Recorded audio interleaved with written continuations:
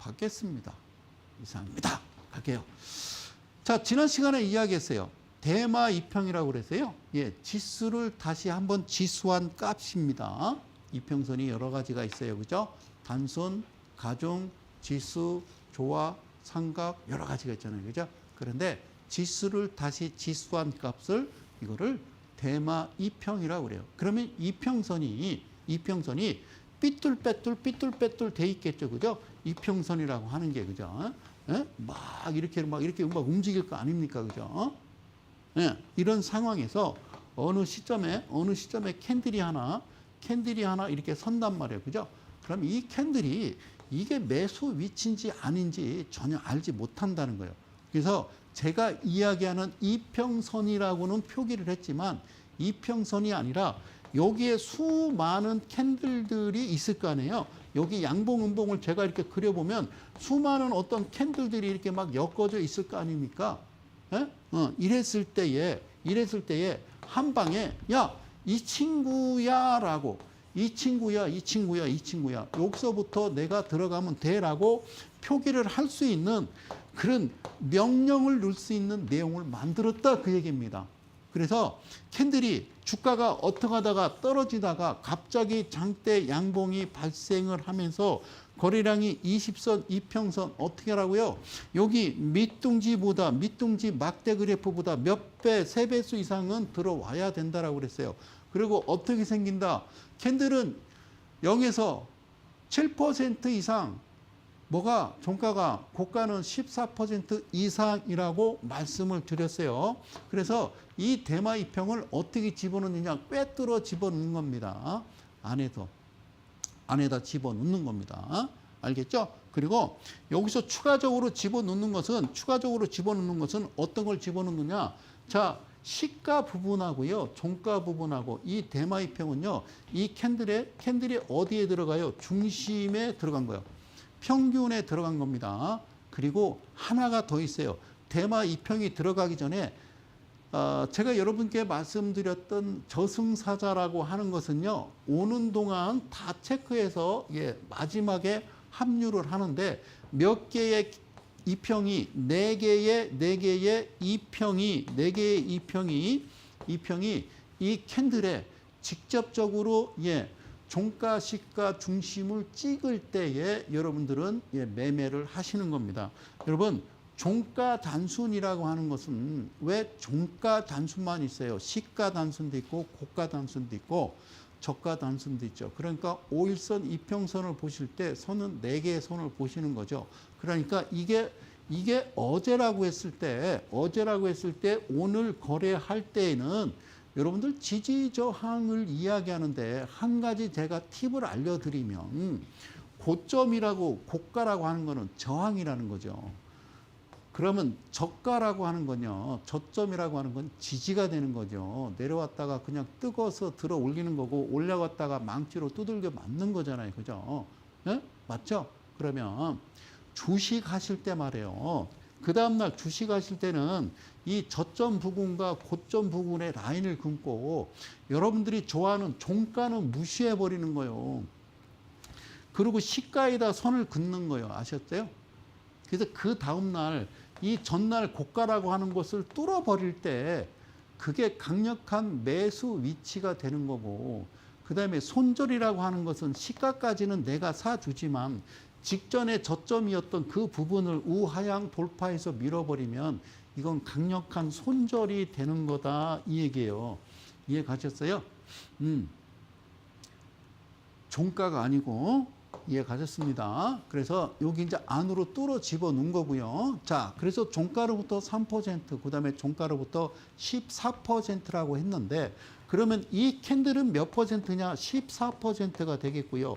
그러면 위에 공간에 종가를 만든 그 위에 14%는 내가 수익 낼 수 있는 구간이다라는 겁니다. 놀라지 마십시오. 이게요, 2012년도, 몇 년? 2012년도에 여러분들께 방송을 했던 겁니다. 2012년, 지금은 2026년이고 아시겠죠? 예, 이 강의를 그때 했었는데요. 못 알아들으셨구나. 이해 가셨습니까? 그래서 다시 끄집어내서 자세하게 디테일하게 가는 겁니다. 그게 무슨 얘기냐면은 자 주가가 떨어지고 횡보하다가 갑자기 어떤 신호가 발생하게 되면 그렇죠? 그러면 우리는 강력하게 매수가 들어가겠죠. 그죠? 그래서 여기에 매도를 하는 겁니다. 어떤 종목이든 간에 꼭 아셔야 될 건요. 그 종목이 뭐 하는 회사야? 알 거 없어요. 알 거 없습니다. 그럼 어떻게 한다고요? 봐요. 기본적 분석이라며. 기본적 분석. 기본적 분석가. 그 다음에 또 하나는 기술적 분석가. 기본적 분석가는 가치 투자라네. 가치 좋아하고 있네. 가치가 어디 있어요? 가치가 어디 있어요? 상적으로 생각해봐요. 자, 삼성전자부터 10대 그룹들이, 종목들이, 회사들이 한 150개씩 있어요. 그 중에 50개씩은 상장돼 있죠. 그러면 나머지 100개는 내일 당장 상장해도 문제없죠. 상장은 누가 시켜요? 주관사가 시켜요. 주관사는 누구예요? 증권회사예요. 증권회사는 누구예요? 재벌이에요. 한국거래소의 대주주는 누구예요? 40여 개 증권회사가 대주주예요. 그러니까 한국거래소 허가해 주잖아요. 특례상장. 안 웃겨요? 그러니까 기울어진 운동장 이런 얘기 하지 말고요. 잘 들으시라고요. 제 얘기를 잘 들으시라고. 지금 힘드시죠?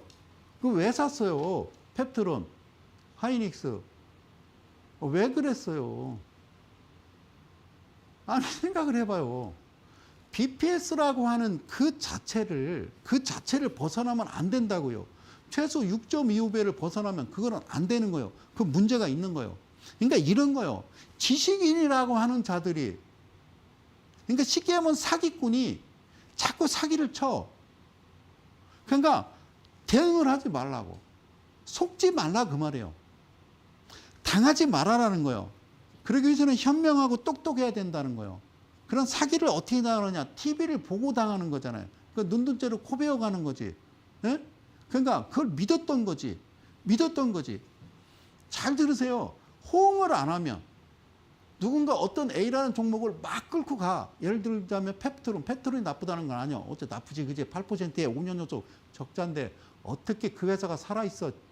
그러니까 그런 회사를 누가 사래. 그러니까 호응을 안 하면, 안 사면, 관심을 안 두면 걔네들도 안 움직여. 그런데 어찌하여 그렇게 여러분들 귀 닫고 입 닫고 눈만 뜨고 살되 표정 짓지 말라고 이야기했는데 어째 그렇게 사십니까? 예?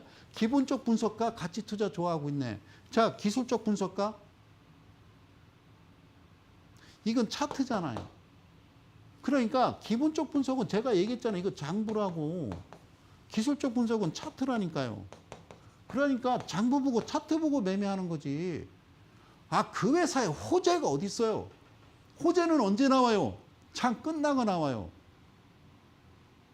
호재 같은 소리 하지 마십시오. 그 회사가 어떤 회사고 뭐 하는 회사고 뭘 만들고 아니 그게 무슨 소용이 있어요. 무슨 소용이 있어요. 장부에 써 있어요. 가장 중요한 건 기본적 분석이 장부는 다 그냥 제껴놓고 BPS 하나 보는 거예요. BPS 보는 거라고요. 아셨죠? 자, 오케이. 그러면 BPS 좀 멀어지고 문제가 있지 않습니까? 괜찮아. 제가 본 주식시장은 돈이야, 돈. 그리고 그 친구들이 어떤 신호를 줘. 4개의 신호를 주는데 어떤 신호를 주는지 설명드릴게요. 그런데 소장님, 얘가 캔들이요. 오늘 신호가 나왔는데 그냥 바로 30% 날아가 버렸어요. 이 장대 양봉이. 그러면 내가 취할 수 있는 이 반톰, 즉 15%를 얘가 다 가져갔지. 그럼 안 한다니까. 요즘 상한가 갔다가 윗꼬리 달고 상한가 갔다가 윗꼬리 달고, 그죠? 예, 그렇게 얘기잖아요. 그죠? 예, 천당 갔다 지옥 갔다 천국 갔다 지옥 갔다. 여러분, 주식시장에 천국은 없다고요. 주식시장에 지옥도 없다고요. 그 중간만 있어요. 중간만. 천당이 어디 있고 지옥이 어디 있습니까? 주식시장에. 그냥 버려진 어떤 조작된 사회라고요. 그러니까 거짓말이라는 거죠. 거짓말. 네? 네. 그러니까 잘 보세요. 얘는 하지 않는다고. 그랬더니 그 다음날 밀어버리죠. 그죠? 이거를 확인한 다음에 그 다음날 들어가는 거예요. 그 다음에 내가 취할 수 있는 그 퍼센트를 취하는 거다. 그 얘기예요. 응? 오케이? 그래서 강력한 매수, 강력한 매도. 저를 아시는 분들, 강세 약세 패턴에 HTS 들어가세요.